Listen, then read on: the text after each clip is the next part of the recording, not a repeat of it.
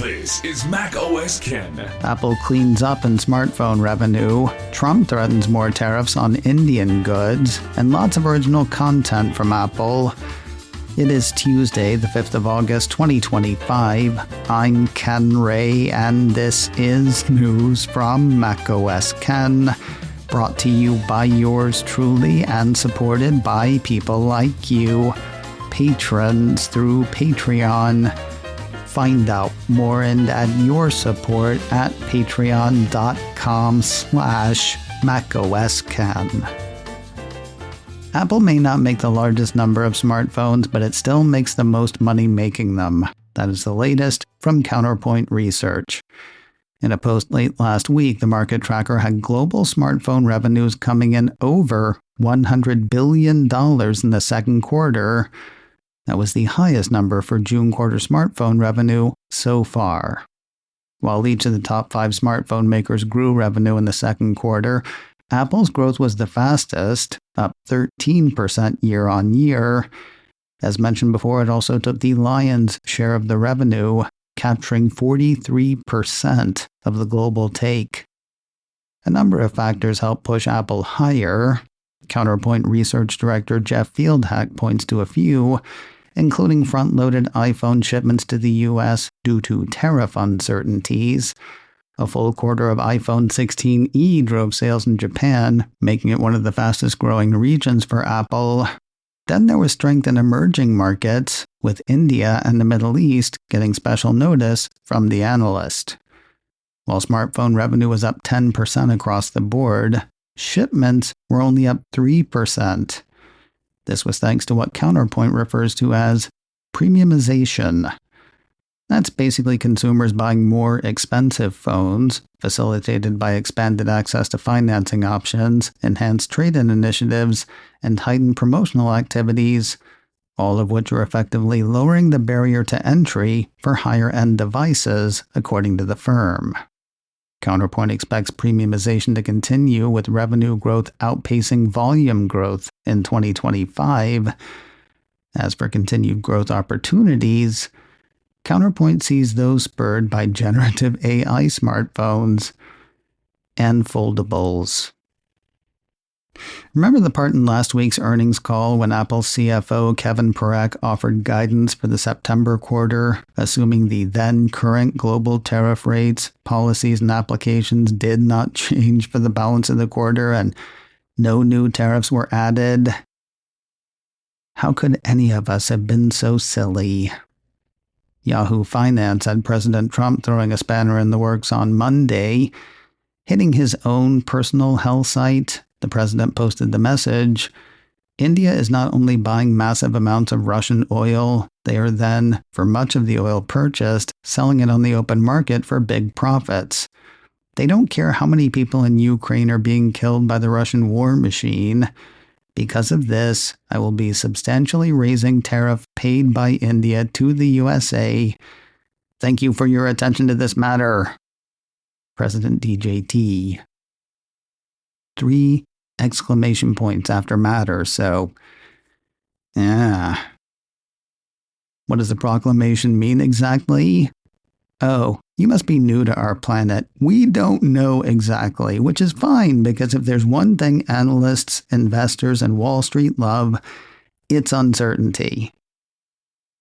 Wait, not love. What's the opposite? All of this as Apple prepares to launch the next round of iPhones. Most US-bound iPhones are now made in India. Yahoo Finance points out that India is facing 25% tariffs on its exports to the US under plans Trump moved into action last week. One assumes that this will be more than that, but really, who the hell knows? From the strange Bedfellows file, Google has made an ad for its Pixel line of phones that obviously pokes fun at Apple. A piece from Mac Rumors links to the ad on YouTube that includes a voiceover that says, if you buy a new phone because of a feature that's coming soon, but it's been coming soon for a full year, you could change your definition of soon, or you could just change your phone. That's followed by a picture of the Pixel 10 and the date 8/20/25. Google pays billions of dollars a quarter to be the default search engine on iPhone. Strange bedfellows. Apple's promoted some of its upcoming original content over the past few days. We'll start with, a reality series, a musical series, a competition series. According to a press release issued last Friday, Apple TV Plus has dropped a trailer for the 8-part song battle series, K-Popped. The release says each episode finds Western chart toppers teaming up with celebrated K-pop groups to reimagine one of their biggest songs. With just a short window to rehearse, these genre-bending partners deliver electrifying renditions for a live audience in Seoul who vote for the standout K-Popped performance of the night. K-pop acts on the show include Billy, ITZY, Kepler, and others. Western acts include Kesha, Patti LaBelle, Vanilla Ice, Boy George, and others. Starring Megan Thee Stallion and Psy, and hosted by actor and comedian Soo Jung-sun, all 8 episodes hit Apple TV Plus on Friday, the 29th of August. You can catch a trailer for the show on YouTube. Apple TV Plus has a new podcast on the way. According to the show's press release, Unicorn Girl tells the story of influencer and businesswoman Candice Rivera. Honestly, the release itself sounds like a true crime podcast. Pulling quotes from it, Unicorn Girl tells the story of influencer and businesswoman Candice Rivera, who portrayed herself online as a superwoman while hiding a darker truth behind the scenes. The podcast series follows Rivera, a woman who seemed to have it all and a perfect life. After a messy divorce, she launched multi-million-dollar businesses and a global nonprofit, all while maintaining a flawless image to her many online besties. Rivera was a real-life unicorn. But one manic summer, the illusion shattered. Was she a visionary, or just a master of deception?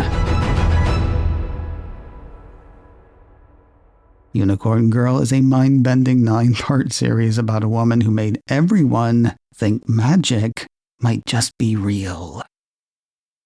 Apple TV Plus subscribers can conduct their subscription on Apple Podcasts and get all 9 episodes on Monday, the 18th of August. The first 2 episodes will drop that day for non-Apple TV Plus subscribers, with new episodes dropping each Monday through the 6th of October. And finally today, Apple's next big screen outing has a new trailer. Apple Originals on Monday hit YouTube with what one imagines will be the last trailer for the Spike Lee joint, Highest to Lowest. According to the trailer's description, when a Titan music mogul, widely known as having the best ears in the business, is targeted with a ransom plot, he is jammed up in a life-or-death moral dilemma. Described as a reinterpretation of the crime thriller High and Low from filmmaker Akira Kurosawa, Highest to Lowest stars Denzel Washington, Jeffrey Wright, A$AP Rocky, and Zeppo Marx. By which I mean and more, not actually Zeppo Marx, though. That would be something. Highest to Lowest is in for a short theatrical run. That'll start on the 15th of August. It'll hit Apple TV Plus 3 weeks later, Friday, the 5th of September. macOS Ken, brought to you by me, and supported by people like you, patrons through Patreon. Find out more and add your support at patreon.com/macOSKen. Advertising handled by Backbeat Media, online at backbeatmedia.com. You can find me on Mastodon, macOSKen at mastodon.social. You can also send me an email, info@macosken.com. Until next time, that is news from macOS Ken. I'm Ken Ray.